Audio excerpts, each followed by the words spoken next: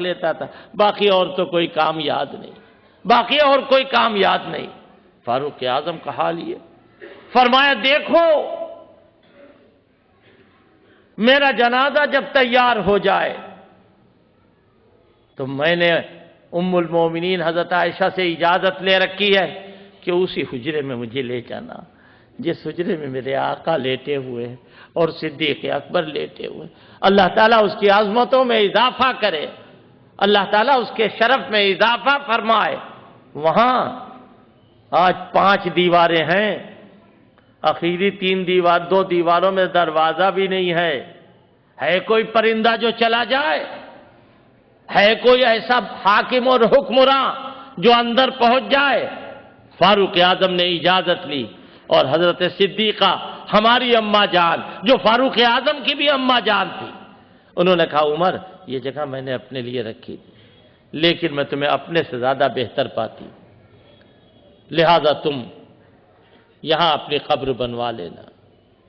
فاروق اعظم نے کہا ہو سکتا ہے ام المومنین نے دل سے اجازت نہ دی ہو، جب میری جنازہ تیار ہو جائے پھر عمر زندہ نہیں ہوگا، تم پوچھنا جا کر کے اور یوں کہنا کہ اگر آپ کی اجازت ہو۔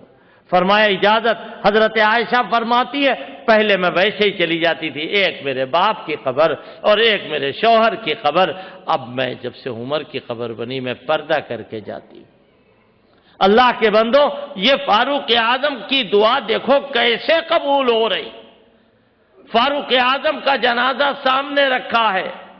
حضرت عبداللہ ابن عباس فرماتے ہیں کہ کوئی شخص یوں کہہ رہا تھا کہ میں نے بار بار اللہ کے آخری پیغمبر سے سنا ہے، دخلت انا و ابو بکر و عمر، خرجت انا و ابو بکر و عمر، فعلت انا و ابو بکر و عمر، اس قسم کے الفاظ، اور یہ کہہ رہا ہے کہ اب کوئی دنیا میں ایسا نہیں رہا جس کے لیے میں اللہ سے دعا کروں کہ اس کا جیسا میرا بھی اعمال نامہ ہو جائے، مگر یہ کفن پوش جو لیٹا ہوا ہے میں چاہتا ہوں اس کا جیسا میرا اعمال نامہ۔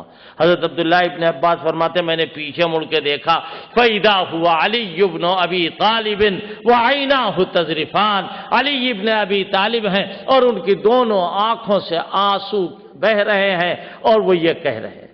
فاروق اعظم کا حال یہ ہے میرے بھائی۔ میں نے ایک آیت پڑھی تھی قرآن مجید کی، اللہ فرماتا ہے اَوَمَنْ كَانَ مَيْتًا فَأَحْيَيْنَاهُ پہلے مردہ تھا مگر پھر ہم نے زندہ کیا، فَأَحْيَيْنَاهُ وَجَعَلْنَا لَهُ نُورًا، اور ہم نے اس کے لیے نور بنا دیا، جدھر جا رہا ہے نور ہی نور، جدھر آ رہا ہے نور ہی نور۔ یاد رکھیے ہمارے لیے اور آپ کے لیے روشنی ہے یا نہیں؟ اچھا اگر ایک دم سے بتی چلی جائے کیا ہوا نہیں ہے؟ نہ ہم آپ کو دیکھیں گے نہ آپ ہمیں دیکھیں گے، اور تھوڑی دیر تک اگر ایسے ہی بیٹھے رہیں تو ہمیں بھی گھبراہٹ ہونے لگی، آپ کو بھی۔ اور بلڈ پریشر کے مریضوں کے اندر خاص یہ بات ہوتی کہ اگر ایک دم سے بتی چلی جائے تو ان کا بلڈ پریشر خراب ہو جاتا ہے۔ کیوں؟ بھائی روشنی چلی گئی سانس تو ہے، نہیں روشنی ہونا چاہیے۔ کیوں؟ بغیر روشنی کے آپ جی نہیں سکتے۔ اور کچھ ایسے پرندے بھی تو ہوتے ہیں جن کو اندھیرا اچھا لگتا ہے، روشنی سے انہیں الجھن ہوتی، ہوتا ہے یا نہیں ہوتا؟ میں نام وام نہیں لوں گا، ہوتا ہے نہیں ہوتا؟ کبھی ایسے دیکھا نہیں دیکھا؟ روشنی ہوتی تو دکھائی نہیں دیتا اندھے، اور روشنی نہیں ہوتی ہے تو ان کو سب دکھائی دے رہا ہے۔ اللہ دونوں کی مثالوں کو پیش کرتا ہے، دونوں کی مثالوں کو۔ ایک مرتبہ اصغر علی محمد علی کا کارخانہ تھا تو وہاں کوئی گیا اور جاتے بے ہوش ہو گیا، لوگ اس کو اور اتنے سنگھانے لگے، ہوش آ جائے گا، تو اس کے محلے کا کوئی جا رہا گا ہوش نہیں مر جائے گا، اس کو اتنے نہ سکھاؤ، کیا اس کو کوئی ایسی چیز سکھاؤ جس کے اندر بدبو ہو برائی ہو وہ سکھاؤ تو ہوش آئے گا۔ کیوں؟ یہ اسی میں رہتا ہے وہی اندھیرے والا، ایک ہے اجالے والا ایک ہے اندھیرے والا۔ اللہ فرما رہا کذالک زین للکافرین ما کانوا یعملون، ہم نے اسی طرح کافروں کے لیے اندھیرا پسندیدہ بنا دیا، جو وہ کر رہے ہیں وہ انہیں اچھا لگ رہا ہے۔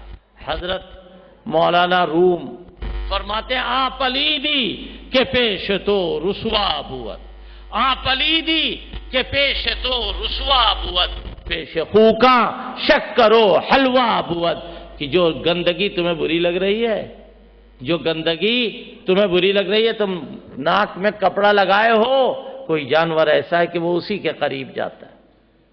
آپ کو غور کرنا ہے، فاروق اعظم روشنی اور فاروق اعظم کی عداوت اندھیرا، اور جن کو فاروق اعظم سے محبت ہے وہ تذکرہ فاروق اعظم سے خوش ہوں گے، اور جن کو فاروق اعظم سے عداوت ہے وہ فاروق اعظم کے تذکرے سے الجھن کھائیں گے۔